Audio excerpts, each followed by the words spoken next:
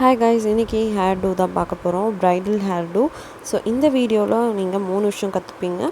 First thing இந்த மாதிரி zigzag பேட்டர்னில் எப்படி ஃப்ரண்ட் வேரியேஷன் பண்ணுறதுன்னு சொல்லிட்டு, நெக்ஸ்ட் வந்து ஒரு சூப்பர் டூப்பரான ஒரு கர்லி ஹேர் ஸ்டைல் வந்து பண்ணுறது அண்ட் எப்படி ஒரு ஹேர் எக்ஸ்டென்ஷன் ப்ரைடலுக்கு வைக்கிறதுன்றதை பார்க்க போகிறோம். Let's get into the video.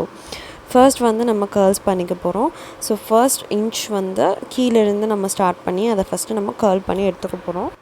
Next நீங்கள் எந்த ஏரியாவில் ஹேர் எக்ஸ்டென்ஷன் ஃபிக்ஸ் பண்ணணும்னு நினைக்கிறீங்களோ அங்கே இருக்கிற ஹேரை மட்டும் எடுத்து நல்லா பேக் காமிங் பண்ணி ஸ்ப்ரே அடிச்சுக்கோங்க. இப்படி அடிக்கும்போது இது மேலே நீங்கள் ஹேர் எக்ஸ்டென்ஷன் வைக்கிறீங்க அப்படிங்கும்போது அந்த ஹேர் வந்து எங்கேயுமே நகராது. ப்ளஸ் இன்னும் ஒரு சேஃப்டிக்காக நீங்கள் இன்னும் 2-3 பாபி பின்ஸ் எடுத்து வச்சு நல்லா வந்து ஒரு 4 பின்ஸ் வச்சு நல்லா ஜிக்ஸாக் மோஷனில் ஃபிக்ஸ் பண்ணிட்டீங்கன்னா உங்களுக்கு நல்லாவே செக்யூர் ஆகிடும். ஹேர் எக்ஸ்டென்ஷன் எப்போவுமே கழடாது இது. இப்போ நான் காமிச்ச ஃப்ரண்ட் வேரியேஷன் எது வரைக்கும் எனக்கு முடியணுமோ அது வரைக்கும் நான் ஹேர் மட்டும் எடுத்து நான் கொஞ்சம் தனியாக கிளிப் பண்ணிக்கிறேன். அதனால் மற்ற ஹேர்லாம் வந்து டிஸ்டர்ப் பண்ணாமல் இருக்குங்கிறதுக்காக ஃப்ரண்ட் வேரியேஷனுக்கு தகுந்த மாதிரி ஹேரை பிரித்து எடுத்துக்க போகிறோம். ஸோ நார்மலாக பஃப் வச்சுட்டு இப்போ நான் இருக்கிற மாதிரி செக்ஷன் எடுத்துக்கோங்க. எடுத்ததுக்கப்புறம் அதை கீழே வந்து கொஞ்சம் கோம் பண்ணிக்கோங்க, back comb, so that volume கிடைக்கும். இதை அப்படியே அந்த பக்கம் வந்து எடுத்துகிட்டு போய் அந்த பக்கம் நான் பண்ணுற மாதிரியே கிளிப் பண்ணிக்கிட்டீங்க அப்படிங்கும்போது உங்களுக்கு லாக் ஆகிடும். இது நான் அந்த பக்கம் உங்களுக்கு தெளிவாக எக்ஸ்பிளைன் பண்ணுறேன்.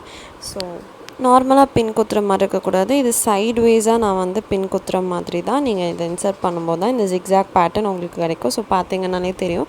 ஸோ இந்த மாதிரி 4 சைடும் நம்ம ரெண்டு சைடு இந்த பக்கம் 2 சைடு அந்த பக்கம் பண்ணும்போது உங்களுக்கு நல்லா ஜிக்ஸாக் வரும். அதை லைட்டாக ஸ்ப்ரெட் பண்ணி ஊற்றிங்கன்னா உங்களுக்கு இன்னும் கொஞ்சம் அந்த வால்யூமும் கிடைக்கும், அழகாக ஜிக்ஸாக் போர்ஷனும் கிடைக்கும்.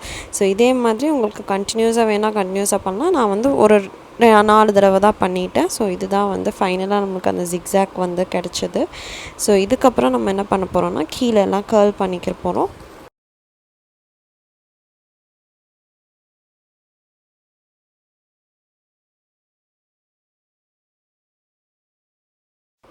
ஸோ நான் இப்போ எப்படி கர்ல்ஸ் பண்ணுறேன்னு பார்த்தீங்கன்னா, நான் ஜஸ்ட்டு கையில் கர்ல் செக்ஷனை பிடிச்சிட்டு இந்த கிளிம்பில் மாட்டிட்டு நான் கையில் சுற்றினதுக்கப்புறம் ஒரு 10 செகண்ட்ஸ் ஹோல்ட் பண்ணிவிட்டு விட்டீங்க அப்படிங்கும்போது உங்களுக்கு நார்மலாக ஒரு க்யூட்டான ஒரு கர்ல்ஸ் கிடைக்கும்.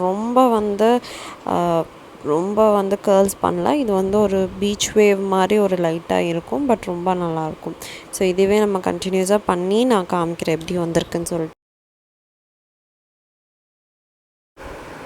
ஸோ இப்போ பார்த்தீங்கன்னா ரொம்ப அழகாக இது டர்ன் ஆகிருக்கு. நல்லா வந்து கர்ல்ஸ் வந்து வந்ததுக்கப்புறமா பேலன்ஸ் வந்து அவங்க ஹேருக்கும் நம்மளோட எக்ஸ்டென்ஷனுக்கும் கொஞ்சம் ஹேர் வந்து இருக்காது. ஸோ அவங்க லென்த் வேறு, நம்ம எக்ஸ்டென்ஷன் லென்த் வேறு. அப்படி இருந்துச்சு உங்கள் கிளைண்ட்டுக்கு அப்படின்னா அது சிரமமே படாமல் ஒரு கத்திரிக்கோல் வச்சு கட் பண்ணி எடுத்துருங்க. இது பெரிய விஷயம் கிடையாது.